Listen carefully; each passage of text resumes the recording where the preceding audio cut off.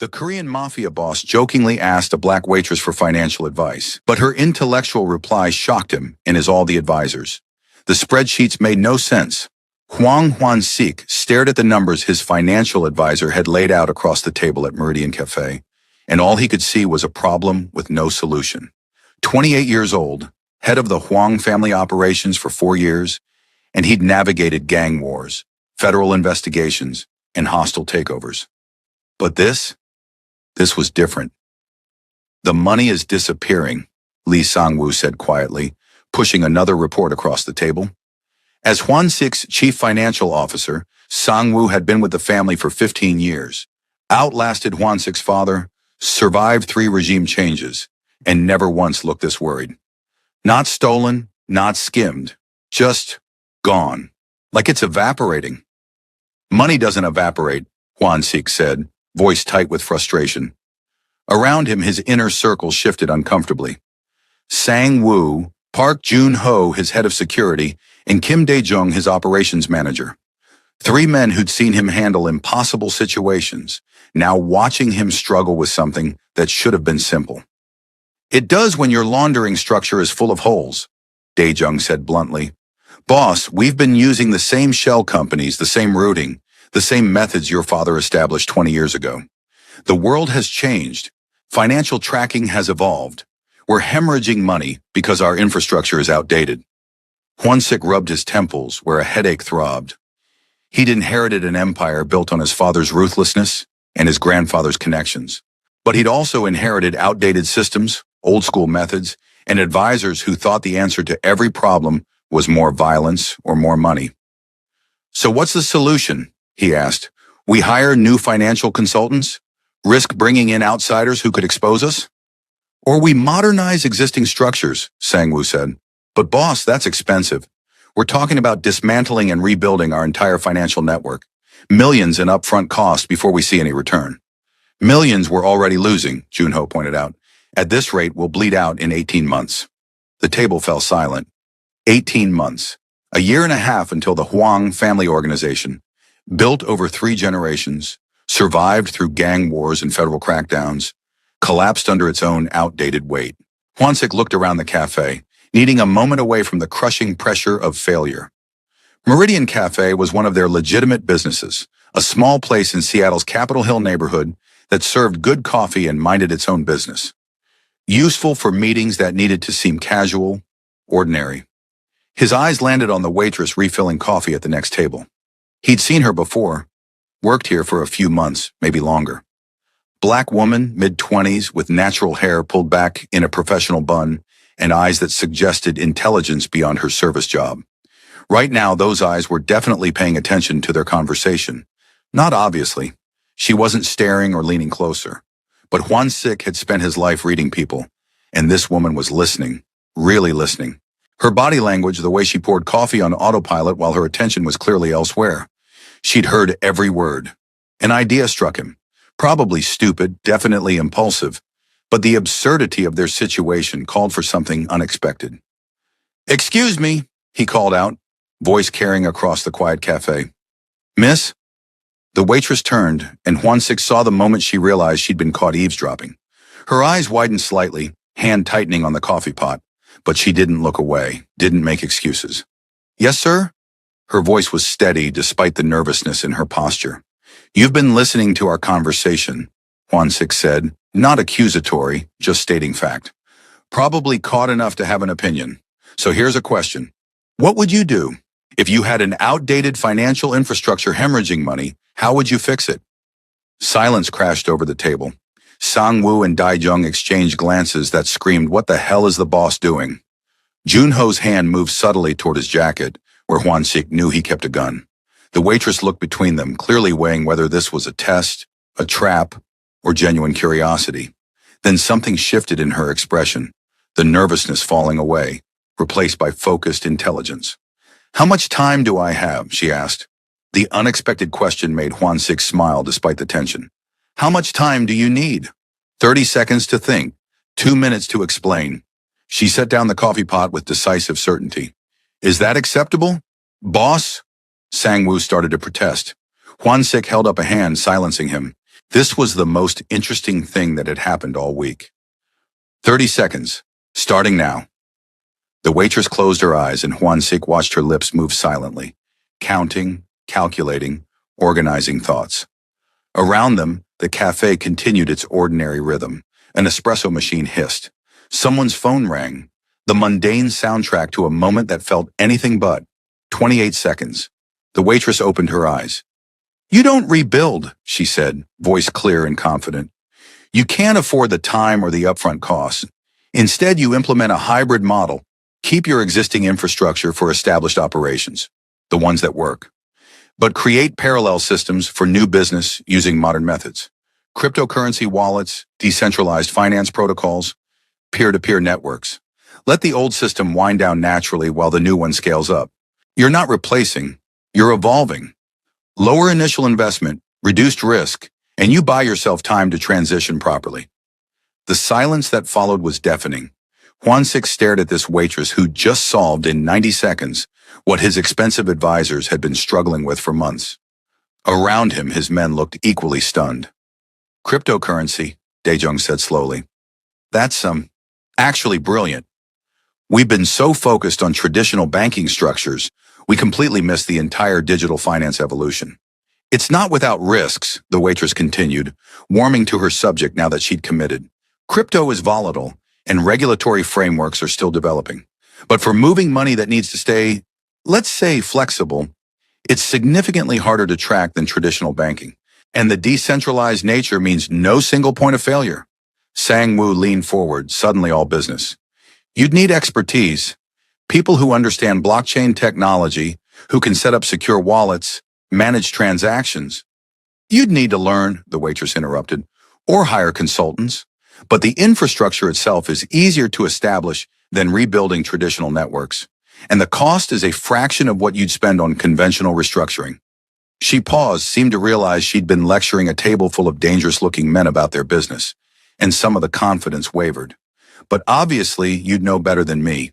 I heard your problem, and that's what came to mind." Juan-Sik studied her. Really studied her.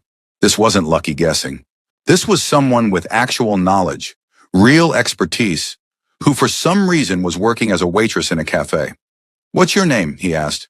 "Rena. Rena Davis." "Well, Rena Davis, where did a waitress learn about decentralized finance and cryptocurrency protocols?" Something flickered in her eyes. Old pain, quickly hidden. "I have a degree in economics from University of Washington, specialized in financial systems and monetary policy. Was working toward my MBA when—" She stopped, choosing words carefully. "When the circumstances change. In other words, money problems." The irony wasn't lost on Juan-Sik, a woman with expertise in finance, forced to abandon her education and serve coffee because of financial difficulties, had just solved a multi-million-dollar problem for a criminal organization in under 2 minutes. "Boss," Junho said quietly, "we should discuss this privately." "We should," Juan-Sik agreed, but he didn't break eye contact with Rena. "Thank you for your insight. It was, enlightening." Rena nodded, grabbed her coffee pot, and retreated to the counter with the careful neutrality of someone who just realized she'd gotten involved in something she shouldn't have. The moment she was out of earshot, Sang-woo leaned in. "Boss, she basically just explained money laundering improvements to us in a public cafe. Either she's incredibly naive or she knows exactly who we are." "She knows," Juan-Sik said, watching Rena wipe down the counter with unnecessary focus. "She understood the problem we were discussing immediately. You don't make those connections that fast unless you know what kind of money we're talking about." "So she's what? Fishing for a job? Trying to get recruited?" Daejong's voice was suspicious. "She's a waitress with an economics degree trying to make rent," Juan-Sik said. "Who overheard a problem and couldn't resist solving it? No angle. Just competence she doesn't get to use anymore." He understood that feeling. Being good at something you couldn't do. Having skills that went to waste because circumstances demanded you take a different path. "We should look into her solution," Sang-woo said, already making notes. "Boss, I hate to admit it, but the hybrid model could actually work, and crypto is something we haven't seriously considered." "Look into it," Juan-Sik agreed, but his attention was still on Rena, who was now taking orders from a couple at table 6 with professional cheer that didn't quite reach her eyes. They discussed details for another hour. Sang-woo already excited about research directions. Dae-jung skeptical but intrigued. Jun-ho concerned about security implications of new systems. But Hwan-sik kept getting distracted, watching Rina work. She moved with efficient grace, managing 6 tables without ever seeming rushed. Remembered orders without writing them down. Diffused a cranky customer with humor and a free pastry. And every so often, her eyes would flicker toward their table with barely concealed curiosity. When they finally stood to leave, Hwan-sik made a decision that was definitely more impulse than wisdom. He left a $100 bill as a tip, far too much for coffee and the small pastries they'd ordered, with his business card underneath. On the back of the card, he'd written, "Thank you for the advice. I'd like to hear more." HS Rina found it after they left. Hwan-sik watched from the car as she picked up the bill, saw the card, went very still. She turned it over, read his message, and looked toward the window where his car was still parked. Their eyes met across the distance. Hwan-sik smiled slightly, raised his hand in acknowledgement. Rina stared at him for a long moment, then very deliberately tucked the card into her apron pocket. Not a refusal, not an acceptance, just consideration. "Boss," Junho said from the driver's seat, "that was subtle as a brick." "Sometimes bricks work," Hwan-sik said, still watching as Rina returned to work. "Let's go. We have a financial infrastructure to revolutionize." Rina Davis stared at the business card all through her shift, through closing procedures, through the bus ride home to her tiny studio apartment in the University District. The card was simple, embossed name, phone number, nothing indicating it belonged to someone who ran a criminal organization. But she knew. She'd known the moment she'd heard their conversation, caught the euphemisms and careful language that marked illegal operations. Money laundering. That's what they'd been discussing, restructuring their money laundering network, and she'd just offered them advice. "What were you thinking?" she muttered to herself, setting the card on her kitchen counter next to her laptop. "You could have gotten killed, or arrested, or both." But she hadn't been thinking. She'd been listening to a fascinating problem, and her brain had immediately started working on solutions. It was what she did, what she'd always done. See a problem, solve it. Even when the problem belonged to criminals, especially then, because the problem had been interesting. Rina opened her laptop, told herself she was absolutely not going to research Hwan-sik, and immediately typed his name into Google. The results were extensive and concerning. Hwan-sik, 28, current head of the Hwang family organization, Korean organized crime with operations spanning Seattle, Vancouver, several cities in California. Legitimate businesses including restaurants, import-export companies, and real estate. Suspected involvement in gambling, protection rackets, and, predictably, money laundering. But no convictions, no arrests, just suspicions and federal investigations that went nowhere. By all accounts, Hwan-sik was smart, careful, and significantly more sophisticated than his father had been. There were photos. Hwan-sik at charity events in expensive suits, looking polished and dangerous. Hwan-sik at restaurant openings, shaking hands with city officials. Hwan-sik at his father's funeral 4 years ago, young and stone-faced, suddenly responsible for an empire. In every photo, his eyes held the same focused intelligence she'd seen in the cafe, the look of someone always thinking 3 moves ahead. "This is insane," Rina said to her empty apartment. "You're not actually considering this. He's a criminal, a mob boss. This is every bad decision wrapped up in one attractive Korean package." Attractive. She'd noticed that, hadn't she? Even while explaining cryptocurrency protocols, some part of her brain had registered that Hwan-sik was devastatingly handsome. Sharp features, confident posture, eyes that made you feel like the only person in the room. Rina closed the laptop with more force than necessary. She had student loans from an education she couldn't afford to finish, a job that paid barely enough to survive, a degree in economics she got to use exactly never. The last thing she needed was to get involved with organized crime because a mobster had pretty eyes and an interesting business problem. Her phone buzzed. Unknown number. She stared at it, heart hammering, somehow knowing before she answered. "Hello? Rina Davis?" That voice, deep, controlled, unmistakable even through the phone.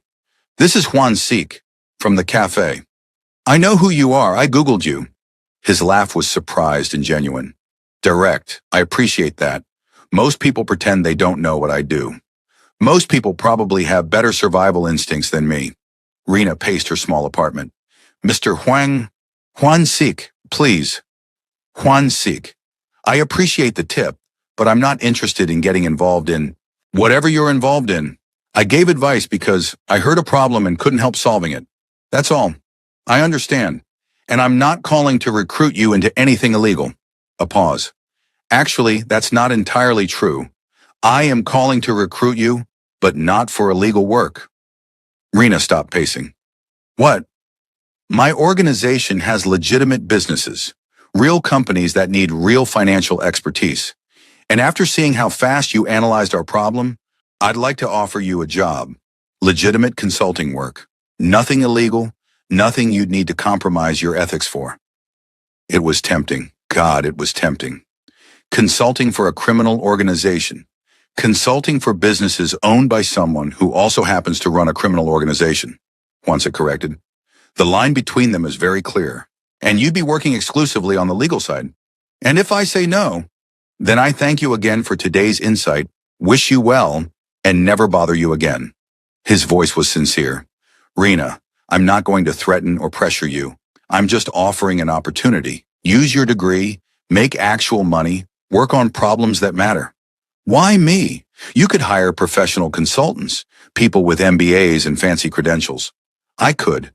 But you solved in 90 seconds what they've been failing at for months. That's not something you learn from credentials. That's natural talent. He paused. And honestly, you interest me.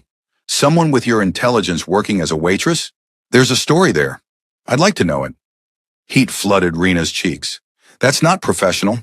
No, it's not. And I apologize if that's inappropriate, but I've never been good at pretending I don't feel things. Hwansik's voice softened. Have dinner with me tomorrow night. We can discuss the job offer, or we can just talk, or you can tell me to get lost. But give me a chance to make a proper first impression that doesn't involve me mocking you in front of my advisors. You weren't mocking me. You were testing me. I was.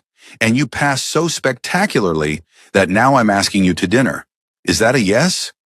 Every logical bone in Rena's body screamed no. But that same problem-solving brain that had gotten her into this mess pointed out that she'd been serving coffee for 3 years, waiting for something to change, and nothing ever would unless she took risks. One dinner, she heard herself say, somewhere public. And Hwansik, if this is some elaborate scheme to, it's not, I promise. Just dinner with someone who impressed me and interests me. That's all. Okay, tomorrow night. But I'm driving myself, and I'm telling my roommate exactly where I'll be. Smart. Send me your address anyway. I'll text you the restaurant information. Another pause. Thank you, Rena, for taking the chance. He hung up and Rena stood in her kitchen, phone in hand, wondering if she'd just made the best decision or the worst mistake of her life. Her roommate Trinity walked in from her evening class at community college, took one look at Rena's face and said, Okay, what happened? You look like you've seen a ghost. I think I just agreed to have dinner with a mob boss. Trinity set down her backpack very carefully. I'm sorry, what? Remember those guys at the cafe today? The ones having the intense business meeting? The hot Korean guys in expensive suits? Yeah, hard to miss. Their boss asked me for financial advice, as a joke, except I actually gave him advice, good advice, and now he's offered me a job and asked me to dinner, and I said yes to both. Rena collapsed onto their second-hand couch. I think I'm having a breakdown. Back up. Start from the beginning. What kind of advice? What kind of job? Rena explained the whole story, the overheard conversation, the improvised solution, the business card, the research, the phone call. Trinity listened with growing concern mixed with reluctant fascination. So let me get this straight, Trinity said when she finished. Hwan Sik, who you've now Googled and discovered is literally the head of Korean organized crime in Seattle, was impressed by your brain and wants to hire you. For legitimate work, he was very clear about that. Rena, honey, there's no such thing as legitimate work for a mob boss. It's all connected. I know it's stupid, I should cancel, block his number, pretend this never happened. Rena grabbed a throw pillow, hugged it to her chest. But Trinity, when's the last time anyone valued my skills? When have I gotten to use my degree for anything except calculating how short I am on rent? Trinity's expression softened. I get it. I do. But girl, this is dangerous. These aren't people you want to owe favors to. One dinner, just to hear him out. If it's sketchy or uncomfortable or he's not being honest about the work being legitimate, I walk away. And if he is being honest, if the offer is real, Rena didn't have an answer for that, because the truth was she was tired. Tired of struggling, tired of serving coffee with a smile while her education gathered dust, tired of feeling like life was passing her by while she treaded water. If Juan Sick was offering a chance to use her skills again, to do work that challenged her, to maybe finally get ahead instead of just surviving, then I'll figure it out, she said, one step at a time, starting with dinner. Trinity studied her for a long moment. Okay, but I want the restaurant name, his phone number, and I'm calling you every hour. Deal? Deal. And Rena, be careful, with the job and with him, because the way you talk about this guy, that's not just professional interest. I barely know him. You know enough to be intrigued, and that's when bad decisions happen. Trinity grabbed her laptop. Come on, if you're doing this, we're at least making sure you look amazing. What are you wearing? They spent the next hour going through Rena's limited wardrobe, Trinity vetoing options as too casual or too professional, or giving off way too much desperate energy. Eventually, they settled on a simple burgundy dress, sophisticated without trying too hard. You're not going to talk yourself out of this, are you? Trinity said, watching Rena try on the dress for the third time. Probably not. Then at least go in with your eyes open. This man is dangerous, Rena. Not movie dangerous, real dangerous. The kind who makes problems disappear. I know, but you're still going. Rena looked at herself in the mirror. 26 years old, degree in economics gathering dust, about to have dinner with the head of an organized crime family. And for the first time in years, she felt alive. The restaurant Juan Sik chose was in Belltown. Upscale but not ostentatious. The kind of place where business people had expensive dinners and didn't ask too many questions. Rena arrived exactly on time, determined not to seem too eager or too nervous, both of which she definitely was. Juansik was already there, standing when she approached the table. He'd traded the business suit for dark slacks and a crisp white shirt, somehow more devastating in casual clothes. When he smiled, genuine warmth reaching his eyes, Rena's heart did something complicated. Rena, he said, pulling out her chair. Thank you for coming. You look beautiful. You look surprised that I actually showed up. Honestly? A little.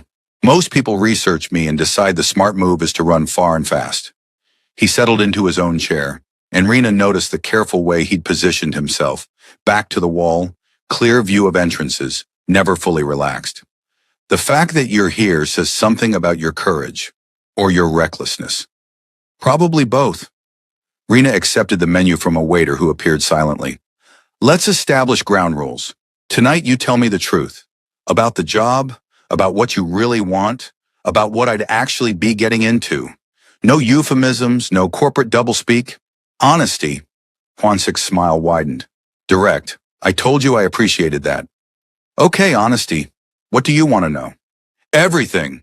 Start with who you are beyond the Google results. He leaned back, considering. I'm 28. Took over my father's organization 4 years ago when he died. Heart attack, nothing dramatic. I have a younger sister in college at UW studying art history. I speak 3 languages, have a degree in business from USC that I barely use, and I'm trying to transition my family's operations toward legitimacy. Transition how? Slowly, carefully. You don't walk away from 3 generations of organized crime overnight. But I'm building legitimate businesses, phasing out the more dangerous operations, trying to create something that doesn't require violence to maintain. Juansik's expression was serious. My father ruled through fear. I'm trying to rule through economics, make us more profitable legal than illegal. That's ambitious. That's survival. The world is changing. Organizations like mine either evolve or die. I'd prefer to evolve. The waiter returned for their orders. Juansik ordered for both of them after politely asking Rena's preferences. In Korean, the language smooth and confident. When the waiter left, Rena found herself staring. What? Hwansik asked, slight smile playing on his lips. Just trying to reconcile the man who orders dinner in Korean with the man who runs a criminal empire. I'm both. That's what makes this complicated. He poured water for both of them, the gesture oddly intimate. Your turn. Tell me why an economics degree from UW is serving coffee instead of working on Wall Street. Rena had known this question was coming, but it still hurt. My mom got sick my senior year. Cancer. I took a year off to help care for her, burned through my savings paying for treatments insurance wouldn't cover. She died anyway. By the time I tried to go back for my MBA, I couldn't afford it. Couldn't get more loans. Had to work to survive. She met his eyes. So I serve coffee and try not to think about what could have been. I'm sorry about your mother. Thank you. Rena took a breath, pushing past the grief that still sat heavy in her chest. That's why I noticed your problem at the cafe. I may be serving coffee now, but I still think like an economist. Can't shut it off. Good, because I need someone who thinks like an economist. Hwansik pulled out his phone, showed her a document. This is what I'm offering. Consulting position with Hwang Enterprises, my legitimate holding company. You'd evaluate our current businesses, recommend improvements, help identify new opportunities. Salary is $90,000 to start, full benefits, and a performance bonus structure. $90,000. Rena's current salary at the cafe was $28,000. Her hands shook slightly as she looked at the offer letter. That's more than generous. It's market rate for someone with your expertise. And honestly, if you save us even a fraction of what we're currently hemorrhaging, you'll have earned 10 times that. Hwansik watched her face carefully. The work is legitimate. You'd have access to all our legal businesses' books, full transparency. If you find anything illegal in those operations, I want to know so I can fix it. And your illegal operations? What happens when I stumble across something I shouldn't? You won't. They're completely separate. Different books, different locations, different personnel. I'm very careful about keeping clean money clean. He paused. But Rena, I won't lie. You'll know who you're working for. You'll know my reputation. Some people will judge you for that association. And if I accept, what's expected beyond the work? Nothing. The job is the job. If you want more, his eyes held hers. If you're interested in exploring whatever this is between us, that's separate. Personal, but there's no pressure. You can work for me and keep me at arm's length professionally. Is that what you want? Arm's length? No. His honesty was disarming. Rena, I'm attracted to you. Your mind, your courage, the way you solved our problem without hesitation. I'd like to get to know you better, date you if you're willing, but that's independent of the job offer. One doesn't require the other. The food arrived, giving Rena time to process. Everything he was offering was exactly what she needed. Money, professional challenge, a chance to use her skills.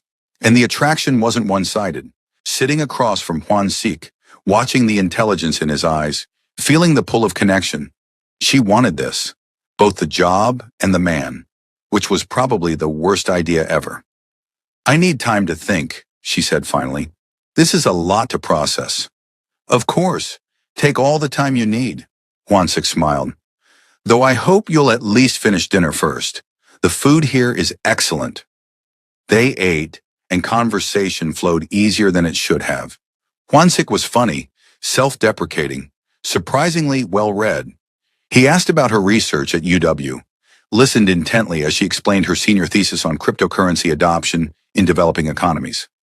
Shared stories about his sister, about the pressure of running an organization before he felt ready, about the weight of expectations. Do you regret it, Rena asked, taking over your father's business? Every day, and never. Hwansik's expression was complicated. I wish I could have had a normal life. Finished school, worked a regular job, maybe become a professor or analyst. But this is my family's legacy, my responsibility. And there are people who depend on me, employees in legitimate businesses, community members we protect. I can't walk away from that. But you're trying to change it, make it better. I'm trying. Whether I succeed, he shrugged, that depends on a lot of factors, including whether I can find the right people to help. The implication was clear. Rena could be one of those people. They talked through dessert, through coffee, through the restaurant slowly emptying around them. And somewhere in the conversation, Rena made her decision. Stupid or not, dangerous or not, she was going to take the risk. I'll take the job, she said as Juansik walked her to her car. 3-month trial period. If anything feels wrong, if I find illegal activity in the companies I'm consulting for, if the lines get too blurred, I walk away. No questions, no pressure. Juansik's smile was brilliant. Deal. When can you start? I need to give my cafe 2 weeks' notice. Fair. And the other part? Us? Rena looked at him. This dangerous, complicated man who made her feel seen for the first time in years. We take it slow. Get to know each other. See if this is real or just attraction plus gratitude plus professional chemistry. I can do slow. He stepped closer, and Rena's breath caught. Though I should warn you, I'm very good at being patient when I want something. And I want you, Rena Davis. Both your brilliant mind and everything else. You're very confident for someone who just met me. I'm very certain about what I want. There's a difference. His hand came up to cup her cheek, thumb brushing across her skin. Thank you for taking the chance. On the job and on me. He kissed her then, soft, questioning, giving her every opportunity to pull away. Rena didn't pull away. She kissed him back, feeling the spark of connection ignite into something more. Something dangerous and thrilling and absolutely terrifying. When they finally separated, both breathing hard, Juansik rested his forehead against hers. Slow might kill me. Good, Rena said, smiling despite her racing heart. Keeps you honest. The 2 weeks before Rena started her new job passed in a blur of endings and beginnings. She gave notice at the cafe, trained her replacement, said goodbye to regular customers. Trinity remained skeptical but supportive, making Rena promise daily check-ins and maintaining her threat to call every agency in Seattle if anything went wrong. Juansik called every evening, conversations ranging from professional, discussing company structures, introducing her to key personnel, to deeply personal. They talked about everything, childhood dreams, favorite books, fears and hopes, and the complicated dance of building something real while acknowledging all the reasons it shouldn't work. He took her to dinner twice more, each time choosing restaurants that balanced privacy with public safety. Kissed her goodnight with increasing difficulty, maintaining the slow pace she'd insisted on. And every time Rena found herself falling deeper into something that terrified and exhilarated her in equal measure. Her first day at Huang Enterprises, Rena arrived at a sleek office building in downtown Seattle, stomach full of nervous butterflies. The receptionist greeted her by name, had her badge ready, treated her with the professional courtesy reserved for important personnel. Mr. Huang asked me to show you to your office, the receptionist said, leading Rena to the elevator. He's in meetings all morning, but wanted to make sure you had everything you needed. The office was perfect. Corner position, floor-to-ceiling windows overlooking Elliott Bay, modern furniture, and a desk setup that included dual monitors and every piece of software she could possibly need. A bouquet of flowers sat on the desk with a note in Juansik's handwriting. Welcome to the team. I'm excited to see what you'll accomplish. Also excited to see you, but that's separate. Funny. H.O. The smiley face made her laugh. A mob boss using emoticons in handwritten notes. The absurdity of her life right now was staggering. Her first month was intense. Juansik had given her access to everything. Financial records for 15 different companies ranging from restaurants to import businesses to real estate holdings. Rena dove in with the enthusiasm of someone finally getting to use her skills again. And what she found was fascinating. Juansik had been honest. The legitimate businesses were exactly that. Legal, well-run, profitable on their own merit. But they were also inefficient, using outdated systems and missing obvious opportunities. Rena wrote reports, made presentations, proposed changes, and Juansik listened. Actually listened, implemented her suggestions, gave her the authority to make real changes. Within 6 weeks, she'd streamlined operations at 3 restaurants, identified a profitable merger opportunity for 2 struggling import companies, and discovered a tax strategy that would save the entire enterprise hundreds of thousands. You're a fucking genius, Sangwoo said after her first quarterly presentation to the executive team. Boss, where did you find her? She found us, Juansik said, eyes on Rena with unmistakable pride. Or rather, we got lucky enough to ask the right waitress the right question. The team accepted her quickly, partly because her results spoke for themselves, partly because Juan Sik made it clear she had his complete backing, but also because Rena treated everyone with respect, from executives to janitors, and genuinely cared about improving the businesses rather than just padding numbers. She kept her promise to herself about the illegal operations. Anytime she found something questionable, a transaction that didn't quite add up, a company connection that seemed suspicious, she brought it directly to Juan Sik, and he fixed it. Every single time. I meant what I said, he told her after she'd flagged a potential money laundering connection through one of the restaurants. Clean money stays clean. If I'm going to transition this organization, I need to know where the problems are. 6 months in, Rena was indispensable and deeply, irreversibly in love. It had happened gradually. Long working dinners that turned personal, weekend coffee meetings that became dates, professional respect evolving into emotional intimacy. Juan Sik was nothing like she'd expected. Yes, he was dangerous. Yes, he ran a criminal organization. But he was also kind, thoughtful, surprisingly vulnerable about his fears and doubts. He told her about the weight of his father's legacy, the pressure to be ruthless when his instinct was toward mercy, about loving his sister fiercely while knowing his world put her in constant danger, about the guilt of benefiting from systems built on exploitation while trying to dismantle those same systems. And Rena shared her own fears, of never being enough, of her mother's death meaning nothing, of getting comfortable in a life that compromised her values. Juan Sik listened without judgment, offered perspective without trying to fix everything. They were lying on the couch in his penthouse apartment, a lazy Sunday afternoon, takeout containers scattered around, when Juan Sik said quietly, "I love you." Rena froze. They'd been dating 8 months, working together for 6, but neither had said those words yet. Too scary, too real. "You don't have to say it back," Juan Sik continued, fingers tracing patterns on her arm. I needed you to know. You've changed everything for me, Rena. The work, yes, but more than that. You make me believe I can actually be better. That there's a version of my life that isn't just damage control and moral compromise." Rena turned to face him, heart full of emotions too big for words. "I love you too. I've loved you for months. I was just terrified to admit it, because loving you means accepting your world. All of it. And can you? Accept it? I'm trying. Every day I'm trying to reconcile the man I love with the life you lead. It's not easy. Sometimes it's really hard.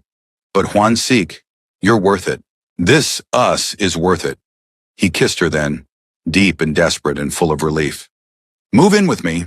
I know it's fast, but I want to wake up with you every morning, want to come home to you every night, want to build a life that's ours." "That's definitely fast. I know, but I'm certain about you, Rena, more certain than I've been about anything except loving my sister." His eyes held hers. "Move in, or don't, and we'll keep taking it slow. But know that I'm all in, completely, terrifyingly in love with you." Rena thought about her tiny studio apartment, about Trinity's concerned but supportive face, about the life she'd been living versus the one she could have, thought about fear versus courage, safety versus happiness. "Okay," she said. "Yes, I'll move in. But Juan Sik, we have to be smart about this. Your world is dangerous. If people see me as leverage, then I protect you with everything I have." His voice turned steel hard. "No one touches you. No one even thinks about it. You're mine, and everyone in this city will know what that means." The possessiveness should have been concerning. Instead, it made Rena feel safer than she'd felt in years. Moving in together revealed new layers of Juan Sik, the man who woke at 5 a.m. for brutal workouts, burning off stress and maintaining the physicality his world sometimes demanded, who cooked elaborate Korean breakfasts on weekends, recipes his mother had taught him, who read voraciously, everything from economics journals to literary fiction, and loved debating ideas with Rena late into the night. But also the man who sometimes came home with blood on his hands, literal or metaphorical, carrying violence Rena preferred not to know about, who disappeared for hours with no explanation beyond business, who lived with constant vigilance, checking exits and assessing threats even in supposedly safe spaces. "Does it bother you?" he asked one night after she'd found him on the penthouse balcony at 2 a.m., unable to sleep. "The things I do, the person I have to be." "Yes," Rena said honestly, "but not the way you think. It bothers me that you carry it alone, that you think you have to be this untouchable, ruthless person to survive. I do have to be. If I show weakness, if I hesitate, then you're human. Hwansik, you can be both, strong and vulnerable, ruthless in business and kind at home. You don't have to compartmentalize so completely. You make it sound simple. It's not simple, but it's possible." She moved to stand beside him, taking his hand. "Let me help carry some of it. Share the weight." He pulled her close, and Rena felt him relax slightly. These moments of vulnerability were rare, precious, times when the armor came down and she got to see the man behind the reputation. Year 2 brought changes. Hwansik's transition plan was working. Several criminal operations had been phased out, replaced by expanding legitimate businesses. The organization was actually more profitable now, with significantly less legal risk. Rena's consulting work had evolved into a COO position, overseeing operations across all Huang Enterprises companies. She was good at it. Better than good, she was transforming the businesses, turning Hwansik's empire into something that could genuinely stand without its criminal foundation. And with every success, every quarter of legitimate growth, Hwansik moved closer to his goal of complete legitimacy. But transition attracted attention. Rival organizations saw opportunity in Hwansik's apparent softening. Federal investigators saw the legitimate growth and wondered if it was just better hidden criminality. And within the organization, some old guard resisted change, preferring the brutal simplicity of the past. The threat came on a Tuesday. Rena was leaving the office late, alone because Hwansik was in Vancouver on business. The parking garage was well lit, secure, patrolled. She had no reason to be worried. The men appeared from behind a concrete pillar. 3 of them, faces she didn't recognize, moving with the coordinated efficiency of professionals. "Miss Davis," the one in front said, accent marking him as Russian. "You're coming with us." Rena's training kicked in. The self-defense classes Hwansik had insisted on. The situational awareness drills Junho had taught her. She ran, made it maybe 20 feet before strong hands grabbed her, yanking her backward. She screamed, fought, landed a kick that made someone grunt with pain. But there were 3 of them, and 1 of her, and they were dragging her toward a van with the practiced ease of people who'd done this before. Then gunshots. The hands released her. Rena dropped to the ground, covering her head, as chaos exploded around her. More gunshots, shouting in Korean, the sound of bodies hitting concrete. When silence finally fell, Junho was there, pulling her up, checking her for injuries. "Are you hurt?" "Rena, look at me. Are you hurt?" I'm okay. "What? Who were they?" "Bratva, Russian Mafia." Junho's face was grim. "They've been pushing into our territory. Boss has been handling it, but apparently they decided to send a message. Through you." The unspoken words hung heavy. Hwansik appeared 30 minutes later, having broken every speed limit between Vancouver and Seattle. The moment he saw Rena, shaken but unharmed, wrapped in a blanket in Junho's car, something in his expression cracked. He pulled her into his arms so tightly she could barely breathe. "I'm sorry. God, Rena, I'm so sorry. This is my fault. My world. You could have been, but I wasn't. I'm okay. We're okay." "No." He pulled back, and his eyes held something that looked like fear. Real, genuine terror. "We're not okay. As long as you're with me, you're a target. I can't lose you. I can't live knowing my life puts you in danger." Rena's stomach dropped. "What are you saying?" "That maybe we need to reconsider this. Us. Maybe you'd be safer if—" "Don't." The word came out sharp as broken glass. "Don't you dare use this as an excuse to push me away. I knew the risks, Hwansik. I chose this. I chose you. You didn't choose to be kidnapped. I'm standing here. I fought back. Your people protected me. The system worked." Rena grabbed his face, forcing him to look at her. "I'm not leaving you because someone tried something. I'm not that fragile. You're everything to me.